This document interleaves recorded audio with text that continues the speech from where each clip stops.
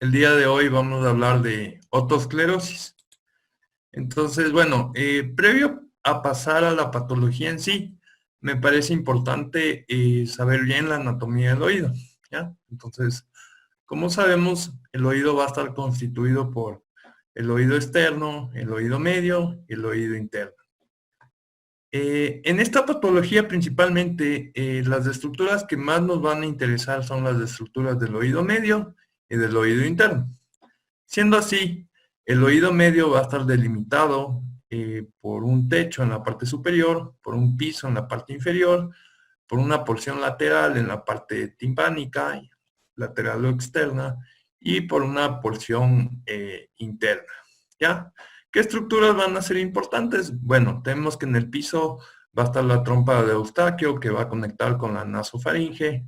Vamos a tener que en la pared lateral va a estar la membrana timpánica, la misma que va a estar en contacto con la primera porción de los huesecillos que hay a este nivel. Entonces, el primer huesecillo que vamos a ver es el martillo, luego va a estar el yunque y luego el estribo. ¿Ya? Y en la parte del oído interno vamos a tener que el estribo va a tener contacto con la ventana oval. Aquí vamos a ver los conductos semicirculares, el vestíbulo en donde están el utrículo y el sáculo, la cóclea como tal y la entrada de los nervios. Entonces este correspondería, perdón, a la salida del nervio vestibular y esto correspondería a la entrada del nervio facial. Eh, Hablando muy cortito de la fisiología de la audición, tenemos que las ondas acústicas van a tener un contacto con la membrana timpánica, la que a su vez va a transmitir esta onda a través de los huesecillos y en la última porción, en el estribo, va a tener contacto con la ventana oval.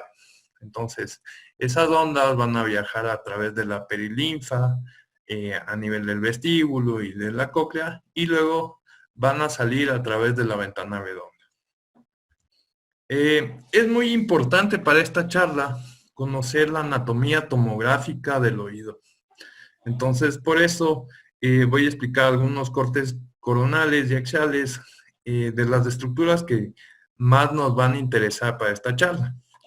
Entonces, bueno, aquí tenemos un corte coronal de una tomografía simple, en donde vemos el conducto auditivo externo. No sé si puedan ver, pero aquí hay una delgada capa que sería isodensa, que corresponde a la membrana timpánica.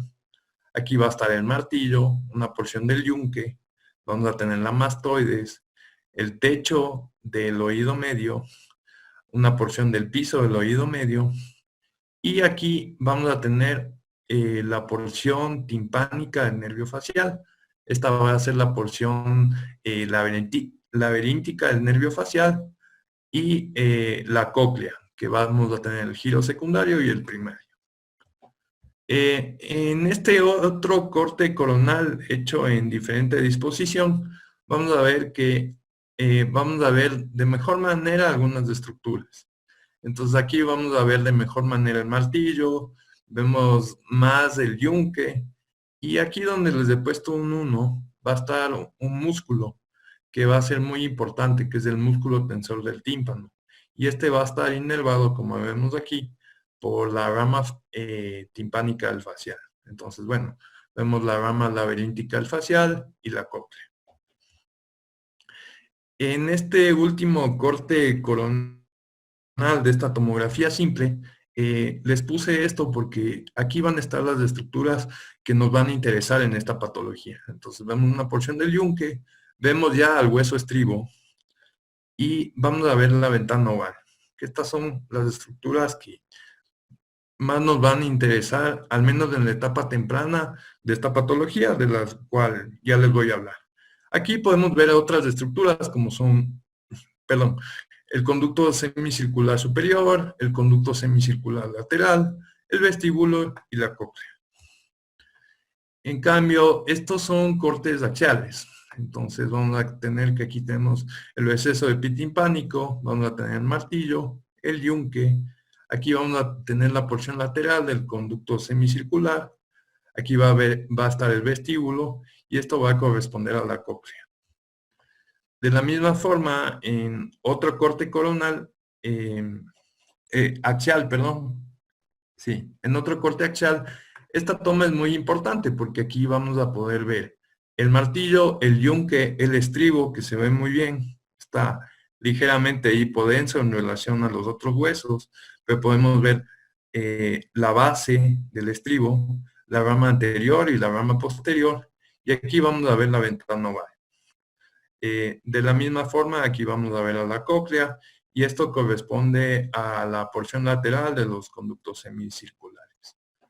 En este último corte axial que les pongo para ver la anatomía, vamos a ver que esta es la ventana redonda. Esta va a corresponder a la cóclea y esto va a ser el conducto semicircular lateral. Entonces, la ventana redonda también es una estructura anatómica importante que vamos a abordar en esta patología. Entonces, bueno, y hablando de la patología como tal, el término otoesclerosis por muchos autores no es aceptado. ¿Por qué? Porque la otoesclerosis como tal es solo una fase de la enfermedad y es la fase tardía, de hecho. Entonces, muchos hablan de que se debería llamar otoespongiosis, ¿ya? Entonces, ¿qué pasa en esta patología? De acuerdo a enfermedades inflamatorias o cambios metabólicos, puede haber una mayor espongiosis, ¿ya? Que esto va a generar una reconstrucción ósea anormal. Entonces, inicialmente vamos a tener dos etapas de la enfermedad. La primera, que va a ser la etapa fenestral, que va a ser la más frecuente en la enfermedad, va a ser alrededor del 85% de los casos y va a producir alteraciones óseas a nivel del estribo y va a formar estas placas óseas que van a obliterar primero la ventana oval y en cuadros un poco más severos puede obliterar también la ventana redonda. También puede generar alteraciones a nivel de la estructura de los huesecillos del oído interno y bueno, esta va a ser la fase inicial. Luego, en una fase más avanzada, vamos a tener la etapa retrofenestral o coclear, en donde ya va a haber una afectación a nivel de la cóclea. Entonces, esta afectación va a generar una displasia del laberinto óseo por un cambio metabólico, como les dije antes, de la capa endocondral. Entonces, bueno, esta patología se presenta en el 7 al 10% de la población. Hay textos que hablan que se da en el segundo a tercer década de vida, pero la mayoría dicen que se da en el tercero y al cuarto. Va a afectar mayormente a pacientes que son del género femenino, en una relación de 2:1 al género masculino, y se va a dar con más frecuencia en pacientes caucásicos. Hay estudios que reportan que el embarazo puede dar mayor frecuencia de esta enfermedad. Entonces, bueno, como les dije antes, la etapa inicial es la etapa fenestral. En esta vamos a ver por imagen la presencia de focos líticos o hipodensos en el borde anterior de la ventana oval, que luego se pueden extender a la ventana redonda. Va a ser la más frecuente en el 85% de los casos. Como les dije antes, puede provocar alteraciones a nivel del estribo inicialmente, pero luego sí puede llegar a afectar a las otras estructuras. Entonces, bueno, aquí tenemos un corte axial en donde tenemos dos diferentes pacientes, son dos diferentes estudios claramente, y vamos a ver que en la región cóncava que habíamos explicado antes, que era la ventana oval, vamos a tener este material que tiene una contextura, bueno, el artículo que leí decía que era hipodenso, pero para mí es medio isodenso. Pero lo importante es que va a estar obliterado la ventana oval, ¿ya? Entonces, esto es como que donde vamos a ver que se da esta etapa fenestral. De la misma forma, en este corte axial, vamos a ver que hay una hipodensidad que recubre a la ventana oval. Entonces, estamos viendo que ya se está dando este proceso de espongiosis inicial. Es importante que en esta patología siempre revisemos el oído contralateral. ¿Por qué? Porque, bueno, como todo en anatomía, es bueno comparar con el otro lado. Pero también es muy importante porque esta patología en el 80 al 85% de los casos puede ser bilateral.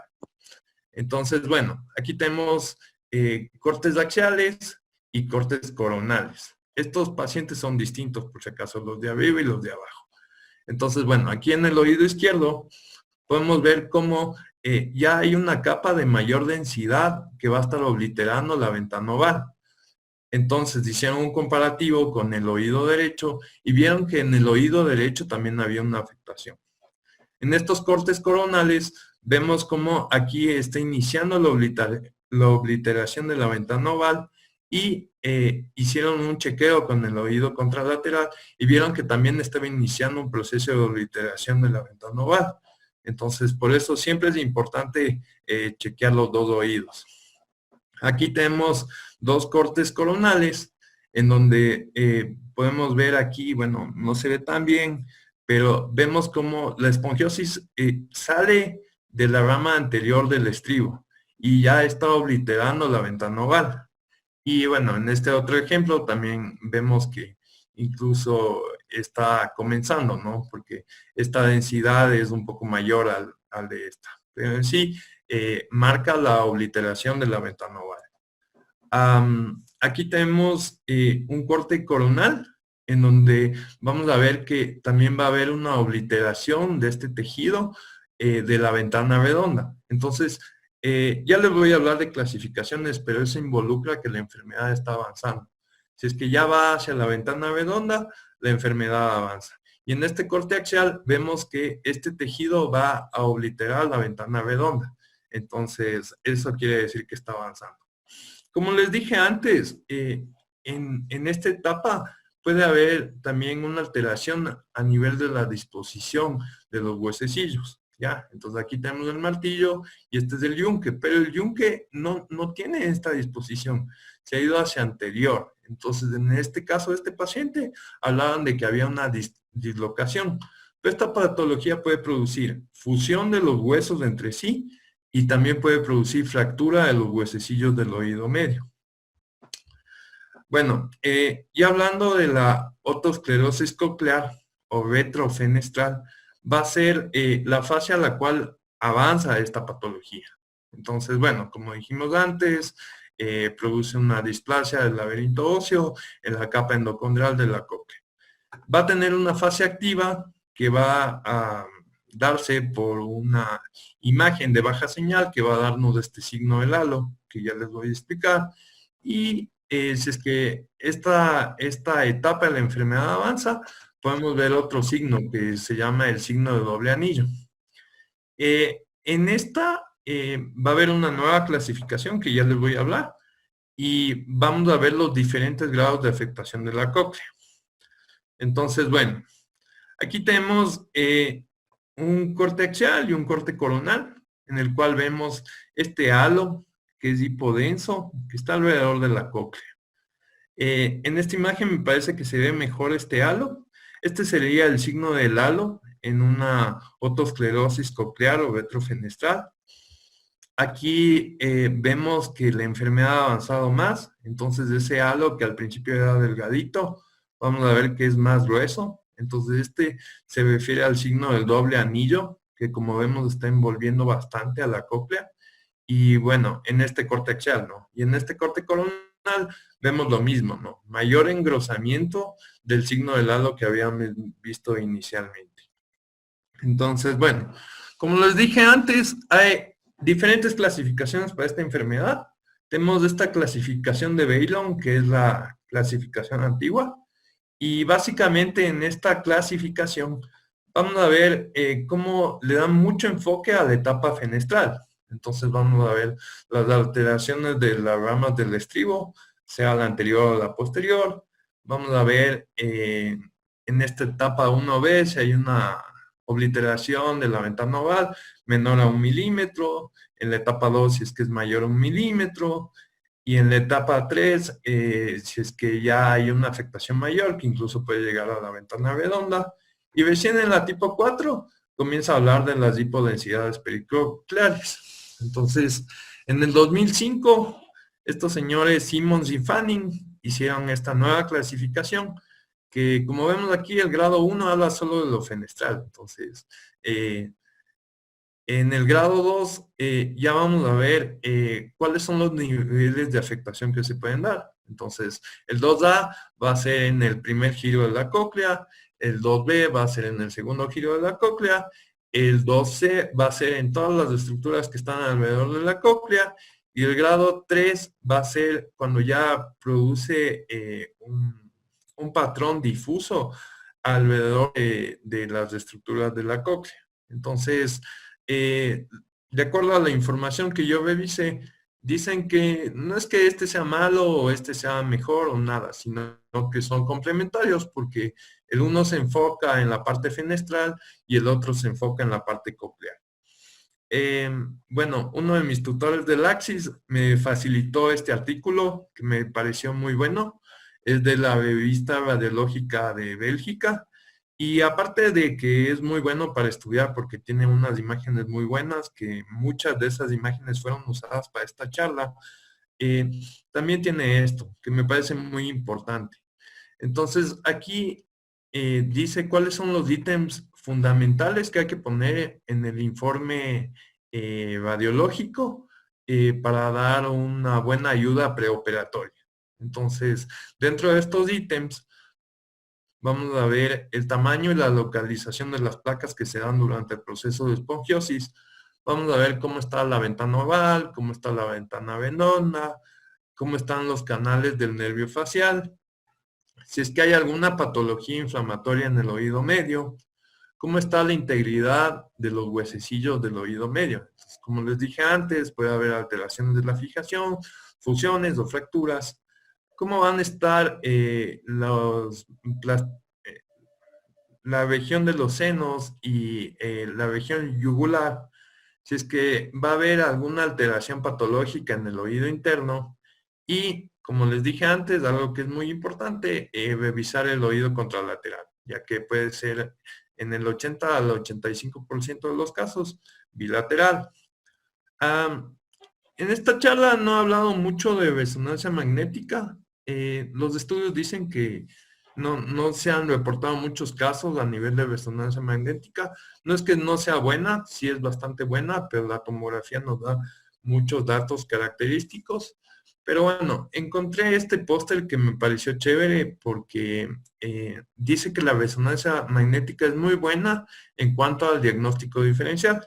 Entonces, estas son las patologías que se involucran en el diagnóstico diferencial y aquí van a ver las diferencias que nos ayuda bastante a ver la resonancia, que de pronto en tomografía es algo limitado.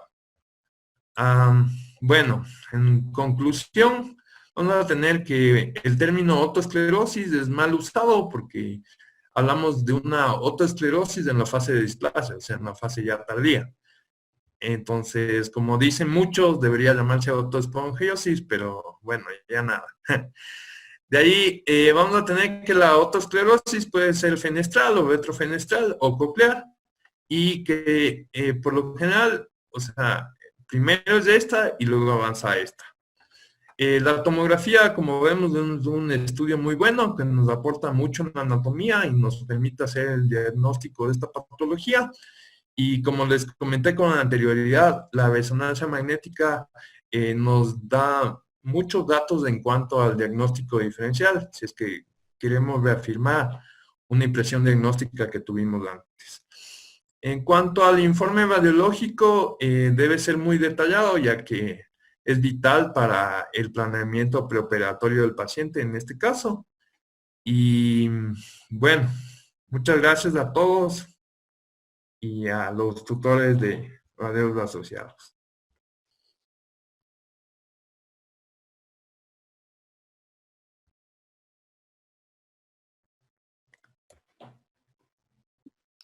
Ok, muy concreta la charla.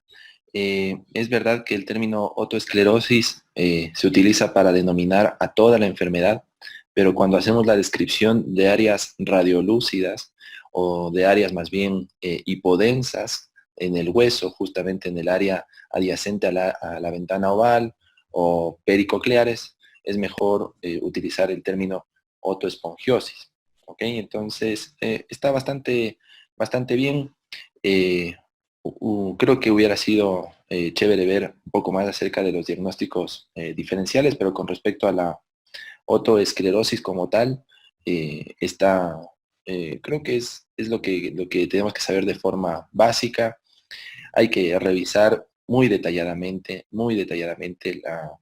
la anatomía del oído. Es compleja, hay que saber todas estas estructuras y es difícil a veces valorar eh, si es que la tomografía no fue hecha con una adecuada resolución o con una adecuada ventana. Entonces, cuando se nos dificulte hacer la valoración, sepamos que se pueden hacer reconstrucciones en el tomógrafo aplicando ventanas óptimas, pero que no en todos los casos, si es que no se adquirió como tiene que adquirirse, no en todos los casos se puede hacer. Esto sobre todo cuando se piden estudios por otro motivo y uno puede llegar a ver de todas formas, cuando ya son avanzadas las otoesclerosis, puede llegar a ver estos halos radiolúcidos o cuando ya es más crónico, cuando ya estamos hablando de pacientes mayores de 60 años, 70 años, en ese caso, en cambio, ya vemos áreas en las que está muy denso el hueso alrededor de la cóclea y justamente constituye la fase final de la enfermedad. En esos casos, sí es importante valorar si es que la ventana oval y la ventana redonda no están obliteradas completamente por esta mayor formación de hueso en etapa final de la enfermedad. Entonces, sí, la verdad está bastante bueno. En concreto, no sé si alguno de los expertos tenga algún otro comentario o si es que hay alguna pregunta. No, yo básicamente creo que son datos importantes los que se dieron y teniendo una frecuencia importante en la enfermedad del oído, creo que hay que conocerlo, ¿no? Para que no se nos pasen los diagnósticos. Si bien tiene cierta frecuencia, hagamos un análisis de la cantidad de oídos que vemos y cuánto encontramos. ¿Será que nos falla la técnica o que el médico hace un diagnóstico únicamente clínico? No, o sea, no vemos quizás con la frecuencia que deberíamos reconocer. Y segundo, la resonancia magnética no ha dejado no está a un lado de reconocer estas imágenes, sin embargo, la experiencia nos va a reconocer que se ve mejor en tomografía computada, pero si algún rato tenemos que seguir con resonancia magnética o confirmar el diagnóstico, es importante sugerir al médico que siempre pida con contraste, porque donde vamos a tratar de identificar las lesiones son en las secuencias T1 en cortes finos, donde va a haber captación en contraste de estas áreas afectadas. El T2 también en cortes finos eventualmente nos ayuda también, pero son las dos secuencias importantes que hay que hacer en resonancia magnética. Eso era un comentario. Y claro, lo que tú dices, el oído es una subespecialidad dentro de la neuroradiología que necesita un estudio profundo, principalmente de la anatomía, y creo que ha sido un objetivo inicial ver este tipo de imágenes donde ya tenemos algunos rasgos generales de la anatomía, pero hay que vernos un poco más finos, probablemente cuando tengamos que identificar otro tipo de patología, pero me pareció muy bien, Raúl. Gracias, doctor. Listo, chévere. Entonces, si no hay alguna pregunta o algún otro comentario, creo que está bien, podemos terminar ahí. Ok. Bueno, entonces, muchas gracias, Raúl. Nos Gracias, vemos doctor. mañana entonces. Nos vemos. Mañana a las 7. Gracias. Gracias.